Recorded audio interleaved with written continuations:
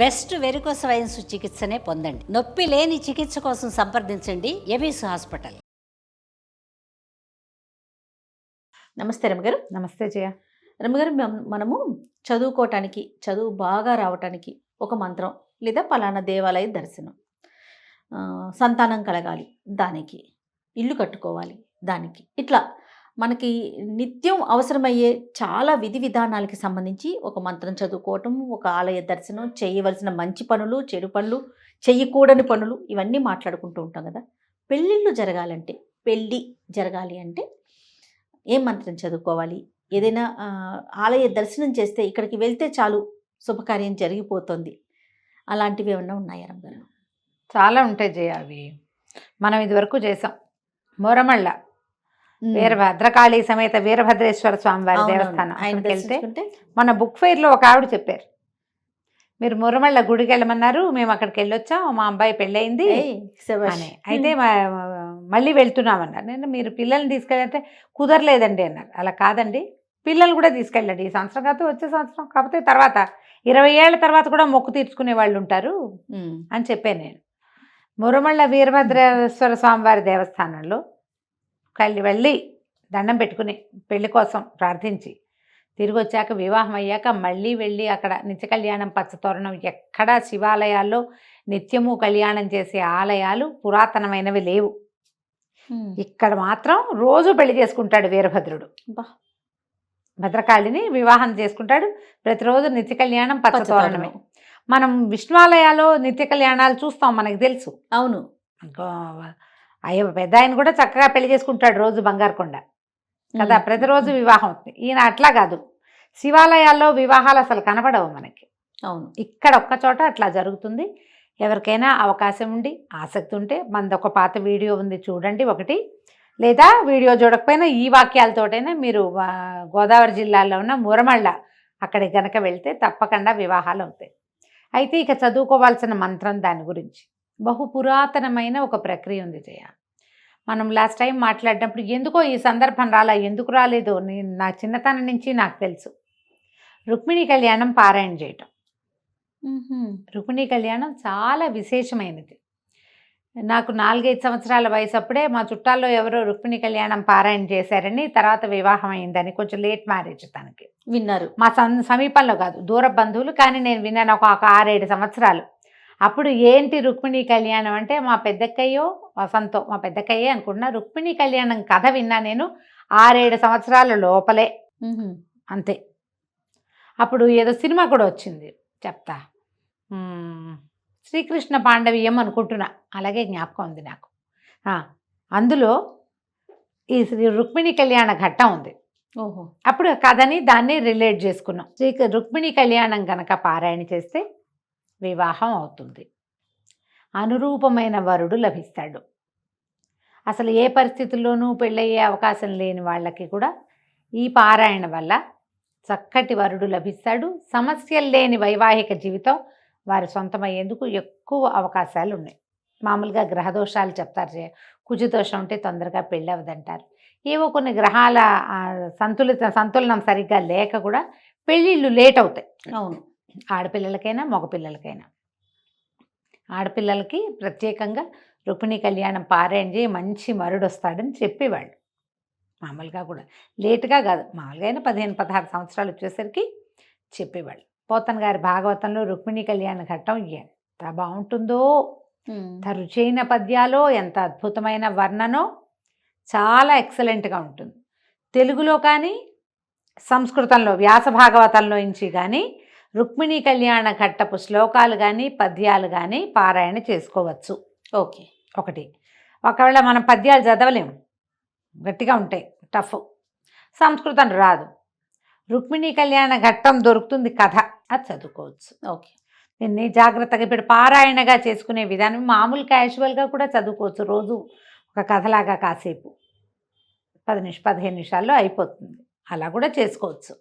అట్లా కాకుండా విధి విధానం ప్రకారం చేయాలంటే మనము కొంచెం మంచి, రేపు చైత్రమాసంలో, మాఘంలో కానీ, వైశాఖంలో కానీ, చైత్రంలో కానీ, తర్వాత శ్రావణం కానీ, కార్తీకంలో కానీ, ఈ మాసాలలో పారాయణ మొదలు పెట్టుకోవాలి. దశమి ఏకాదశి తిథులు చాలా మంచివి. ఆ రోజున మొదలు పెట్టుకోవటం. తప్పనిసరిగా కృష్ణ పూజ చేసుకోవాలి. పూజ అంతా ఘనంగా చేయలేకపోతే కృష్ణ అష్టోత్తరమో లేకపోతే కృష్ణాష్టకమో చదువుకుని ఒక కృష్ణుడి ప్రతిమని, మనకి ఏమిటి ఆయన అర్చామూర్తి, మనకి కృష్ణుడు ఉండాలి. వేణుగోపాలుడో వెన్నగోపాలుడో లేకపోతే మన గోకృష్ణుడో రాధాకృష్ణుల ప్రతిమైనా పనికొస్తుంది.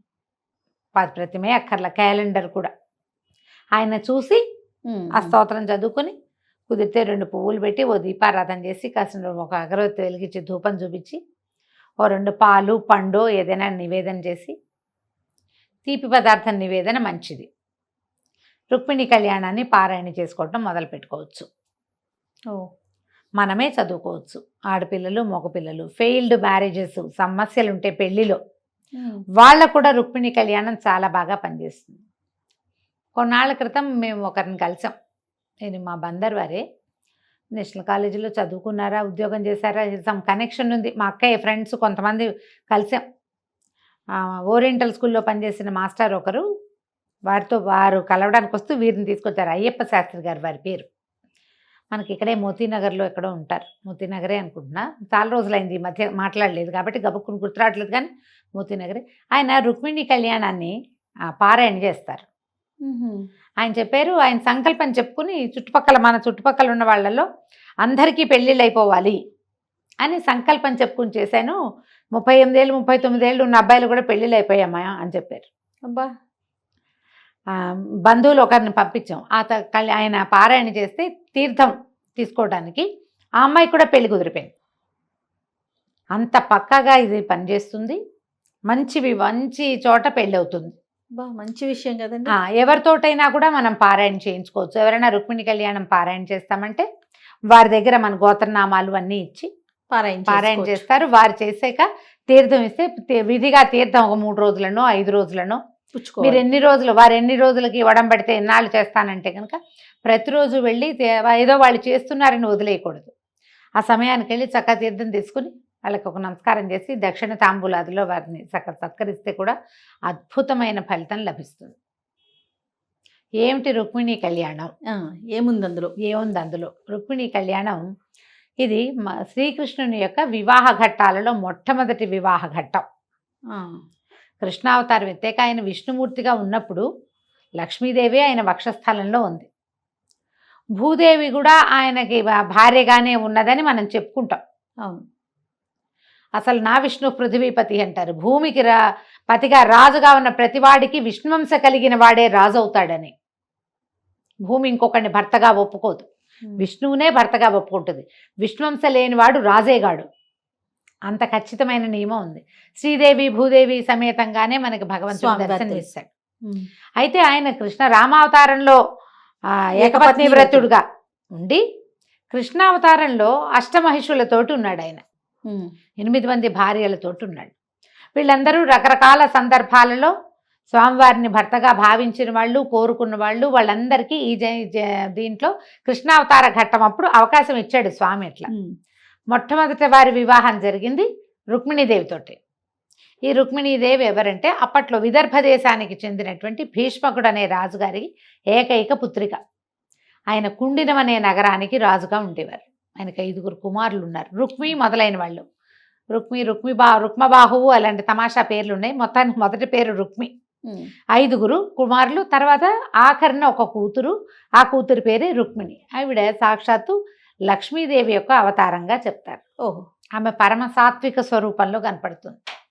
రుక్మిణి అంటే సాత్వికమైన భార్య, పరమ సాత్వికురాలు, భక్తితోటి పతిని సేవించి ఉన్నది ఆవిడ. అయితే ఈ కుమార్తెగా జన్మించాక ఈ అమ్మాయి పెరుగుతున్న కొద్దికి వీరగాథలు, శ్రీకృష్ణుని విజయగాథలు, వీరగాథలు వింటూ పెరిగి ఆయననే తన భర్తగా భావించి ఉంది. అయితే ఈ అన్నగారైన రుక్మికి తన స్నేహితుడైన చేది భూపాలుడైన శిశుపాలుడికి ఇవ్వాలని కోరిక, చెల్లెల్ని. ఈ శిశుపాలుడు మళ్ళీ ఎవరో కాదు, శ్రీకృష్ణ పరమాత్మకి స్వయాన మేనత్త కొడుకు, చేది రాజ్యాన్ని రాజుగారి యొక్క కుమారుడు. ఈ అమ్మాయికి శ్రీకృష్ణుని మీద మనసు ఉందని వాళ్ళకి చూచాయిగా తెలుసు. తండ్రి కూతురు యొక్క కోరికని నెరవేర్చాలని భావించిన రుక్మి ఒప్పుకోలే. శిశుపాలుడికే ఇవ్వాలనుకున్నాడు. శిశుపాలుడు, జరాసంధుడు, రుక్మి వీళ్ళంతా స్నేహితులు. అయితే జరాసంధుడికి ముందు నుంచే కోపం ఉంది ఇతని మీద, శ్రీకృష్ణుడి మీద. ఎందుకంటే జరాసంధుని కుమార్తెలు ఇద్దరు కంసుని భార్యలు. కంసుడు మరణాన్ని పొందాడు కృష్ణుడి చేతులు. కృష్ణుడు అంటే ఒక కోపము, ఇష్టము రకరకాలు ఉన్నాయి. శ్రీకృష్ణుడు మధురా నగరం నుంచి ద్వారకా నగరానికి వెళ్ళిన తర్వాతే ఈ వివాహం తాలూకు ప్రస్తావన వచ్చింది. అప్పుడు ఈ అమ్మాయి ఏం చేసింది, అగ్నిద్యోతనుడు అనే ఒక బ్రాహ్మణోత్తముడిని పిలిచి శ్రీకృష్ణుడికి ఒక లేఖ రాసి పంపించిందట రుక్మిణీదేవి. నేను నిన్ను చిన్నతనం నుంచి పతిగా భావించి ఉన్నాను. నా అన్న తదితరులు నన్ను ఇంకొకరికి ఇవ్వాలని భావిస్తున్నారు. వివాహ సమయానికి వచ్చి నన్ను నువ్వు తీసుకెళ్ళు, ఓకే, నన్ను నువ్వు స్వీకరించు అని ఉత్తరం రాసి అగ్నిద్యోతనుడికి ఇచ్చి పంపించింది. ఈ కుండిన నగరం నుంచి బయలుదేరిన అగ్నిద్యోతనుడు ద్వారకా నగరానికి చేరాడు. చేరి ఉత్తరం ఇచ్చాడు. ఆయన ఉత్తరం చదువుకు ఇవన్నీ పద్యాలలో నడుస్తుంది కథ. ఆవిడ ఎట్లా తన వినతిని ఏ రకంగా ఇచ్చింది, ఎట్లా తన ప్రేమని తెలియజేసింది.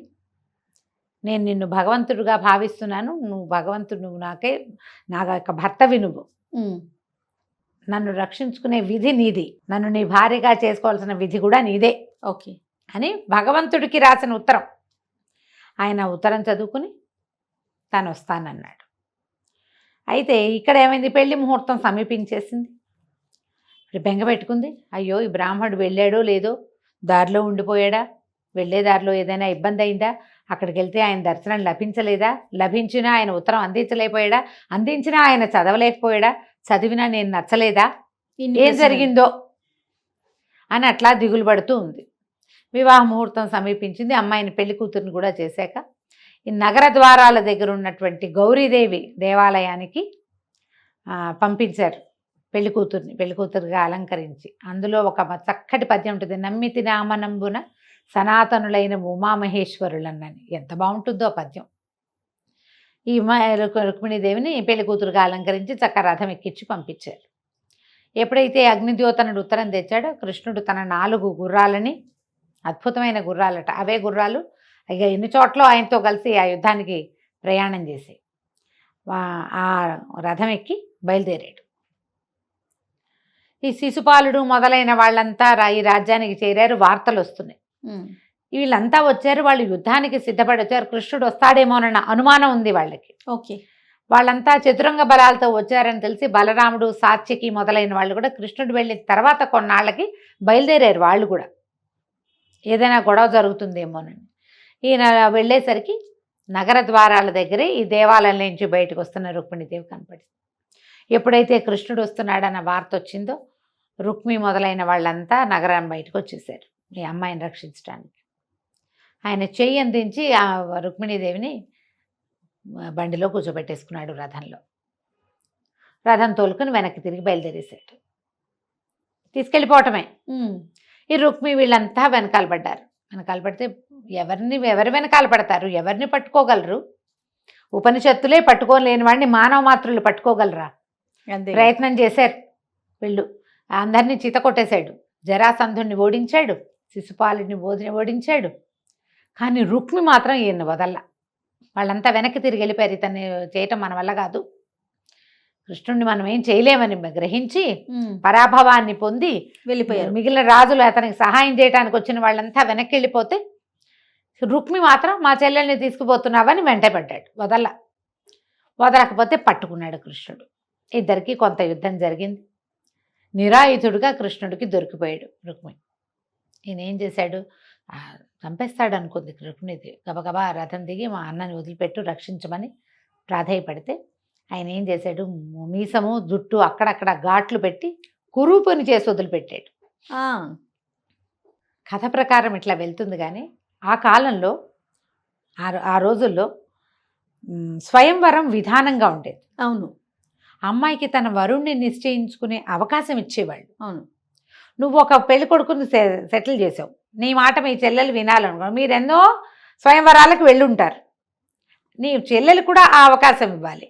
ఆమె అది వద్దని వేరే వరుణ్ణి వెతుక్కుంది. వరుడు వచ్చి తీసుకెళ్తున్నాడు. నీతో సహాయంగా వచ్చిన వాళ్ళంతా ఏ పెళ్లి కొడుకును నువ్వు స్థిరపరిచావో వాడు కూడా తోక ముడుచుకుని వెళ్ళిపోయాడు. మా పాపను విడిచిపెట్టమని నువ్వు ఎందుకు వెంటపడాలి? చెల్లెలకి పెళ్లి కొడుకుని నిశ్చయించే హక్కు నీకున్నట్టుగానే అమ్మాయికి తన వరుణ్ణి నిశ్చయించుకునే హక్కు ఉంది కదా, అది ప్రాథమిక హక్కు. దానికి అడ్డుపడకూడదు. ఆ కాలం అది కాదు. అమ్మాయి ఎవరినైనా వరించవచ్చు. ఆ వరించిన వాడు ఇంకా అదే వరుడే వాడు, ఇంకా అందులో అనుమానం ఏం లేదు. అందుకని చేశాడు ఈ పని. జుట్టు మీసము గొరిగి కురూపించేసి వదిలిపెట్టాడు. బలరాముడు సాత్యకి వీళ్ళు వచ్చారు, వాళ్ళు కూడా వచ్చేసారు. వచ్చి బలరాముడు కేకలేశాడు, అందరినీ క్షమిస్తావు నువ్వు? ఇలా చేస్తే ఎట్లా? ఇలా ఎందుకు చేసావు నువ్వు? వాళ్ళ అన్నయ్య అడిగాడు తమ్ముడిని. తప్పు అనే కొన్ని చోట్ల బలరాముడు కృష్ణుణ్ణి అడ్డుకున్న కొన్ని సంఘటనలు చదివితే అనిపిస్తుంది భగవంతుడు బంధానికి ఎట్లా లొంగాడా అనిపిస్తుంది. అది కదరం గారు. పెద్దవాడు అడిగాడు, ఏం పని ఇది, ఇట్లా చేయకూడదు, తమ్ముళ్ళని కేకలేస్తారు అన్నయ్యలు. అది కనపడుతుంది కొన్ని చోట్ల. ఆ భాగవతంలో భారతంలో కొన్ని ఘట్టాలు చదివితే ఎంత ఆశ్చర్యంగా ఉంటుంది. ఎవరికీ లొంగడు ఈయన, బంధానికి దేనికి లొంగని వాడు బంధానికి లొంగాడు.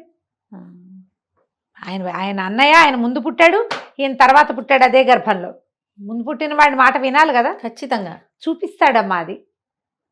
నాకు భలే వింతగా ఉండే చదివినప్పుడల్లా అనుకుంటా, ఎట్లా భలే చేశాడు కృష్ణ, నువ్వన్నీ ఇలాంటి పనులే చేస్తావు, ఎందుకు ఇలా చేస్తావు, ఎంత మాట అడుగుతాడా అనిపిస్తుంది అని అమ్మాయికి ఆవిడకి నచ్చ చెప్తాడు. కృష్ణుడు ఏం సమాధానం చెప్తారు రమ్మగారు? ఏం చెప్పడు. ఆ ఘట్టం పిల్లల్ని మనం చిన్నపిల్లలు పెద్దవాళ్ళు కేకలేసినప్పుడు ఏం చేస్తారు, తలెగరేస్తారు, సమాధానం చెప్పరు. ఏం చెప్పడు, ఏం పని ఇది, ఎందుకు చేసావు ఇట్లా అని ఈవిడికి నచ్చ చెప్తాడు. మనం కర్మానుభవాలు ఉంటాయమ్మా, ఇతని చేతిలో పరాభవించబడాలన్నది కట్టుకుని వచ్చాడు, అతను తీసుకొచ్చాడు, నువ్వు ఇది మనసులో పెట్టుకోవద్దని నచ్చ చెప్తాడు. అప్పుడు రుక్మిణీదేవిని తీసుకుని వెళ్ళిపోతారు. రుక్మి కృష్ణుడిని జయిస్తే గానీ నగర ప్రవేశం చేయనని అక్కడే ఉండిపోయాడని చెప్తారు కథలో. అతను వదలనా పట్టు, అంత పరాభవం జరిగినా కూడా వదలలేదు. దుర్యోధనుడి వైపు యుద్ధం చేశాడు.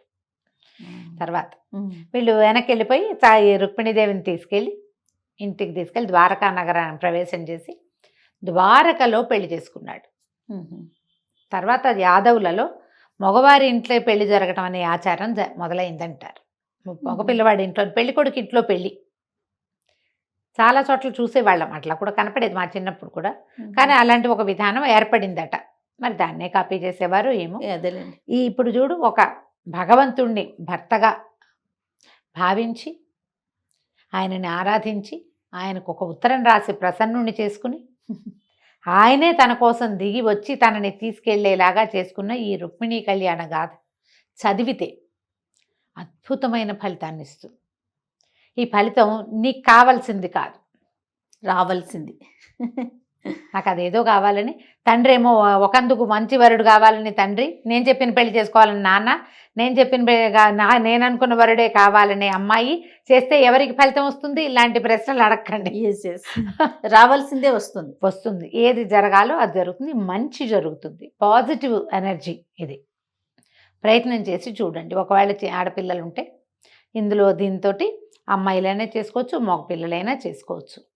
తర్వాత ఏదైనా పెళ్లి సమస్యల్లో ఉంటే వాళ్ళకు కూడా పనిచేస్తుంది. మన పిల్లల కోసం మనం చేస్తాము అన్నది మాత్రం అంత సరైనది కాదు.